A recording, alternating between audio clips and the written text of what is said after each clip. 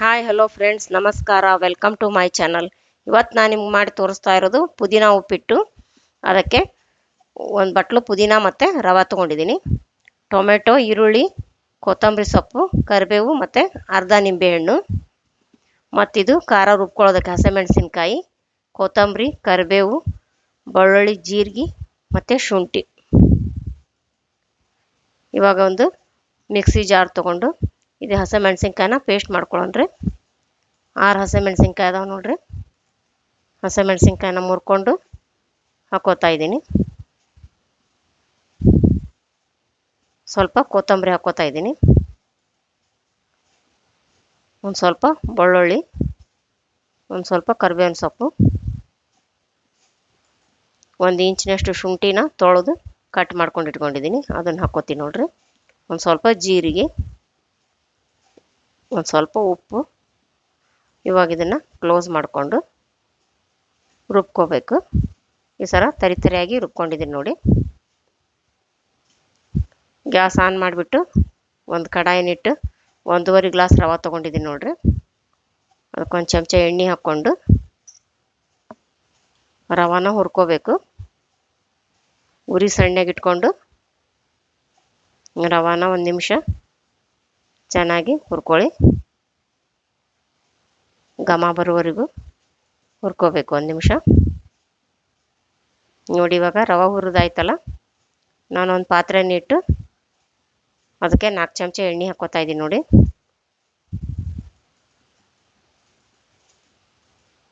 ಇವಾಗ ಎಣ್ಣೆ ಬಿಸಿ ಆದಮೇಲೆ ಅದಕ್ಕೆ ಸಾಸಿವೆ ಜೀರಿಗೆ ಹಾಕ್ಕೊಂಡು,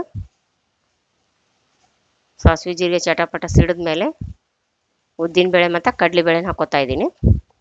ಹಾಕ್ಕೊಂಡು ಕೈ ಆಡಿಸ್ಕೊಂಡು ಇವಾಗ ನಾನು 2 ಈರುಳ್ಳಿನ ಸಣ್ಣಗೆ ಹೆಚ್ಚಿಟ್ಕೊಂಡಿದ್ದೀನಿ, ಅದನ್ನು ಹಾಕ್ಕೋತಾ ಇದ್ದೀನಿ ನೋಡ್ರಿ. ಮತ್ತು ಒಂದು ಸ್ವಲ್ಪ ಕರಿಬೇವಿನ ಸೊಪ್ಪು ಹಾಕ್ಕೊಂಡು ಕೈ ಆಡಿಸ್ಕೊಂಡು, ಮತ್ತು 2 ಟೊಮೆಟೊನ ತೊಳೆದು ಸಣ್ಣಗೆ ಹೆಚ್ಚಿಟ್ಕೊಂಡಿದ್ದೀನಿ, ಟೊಮೆಟೊನ ಹಾಕ್ಕೊಂಡು ಕೈ ಆಡಿಸ್ಕೋತಾ ಇದ್ದೀನಿ. 1 ಬಟ್ಲು ಪುದೀನ ತೊಗೊಂಡಿದ್ವಲ್ರಿ, ಅದನ್ನು ಹೆಚ್ಕೊಂಡು ನೀರಿನಲ್ಲಿ ಹಾಕ್ಕೊಂಡು ತೊಳ್ಕೊಬೇಕು. ತೊಳೆದು ಹಾಕ್ಕೋತಾ ಇದ್ದೀನಿ ನೋಡ್ರಿ ಒಗ್ಗರಣೆಗೆ. ಅದನ್ನು ಚೆನ್ನಾಗಿ ಕೈ ಆಡಿಸ್ಕೊಂಡು ಇವಾಗ ಅದಕ್ಕೆ ರುಚಿಗೆ ತಕ್ಕಷ್ಟು ಉಪ್ಪು ಮತ್ತು ಆಗಲೇ ಹಸಿಮೆಣ್ಸಿನ್ಕಾಯಿ ಪೇಸ್ಟ್ ಮಾಡ್ಕೊಂಡಿದ್ರಲ್ಲ ಅದನ್ನು ಹಾಕ್ಕೋಬೇಕು. ಖಾರಕ್ಕೆ ಹಾಕ್ಕೊಂಡು ಚೆನ್ನಾಗಿ ಕೈ ಆಡಿಸ್ಕೊಳ್ಳಿ.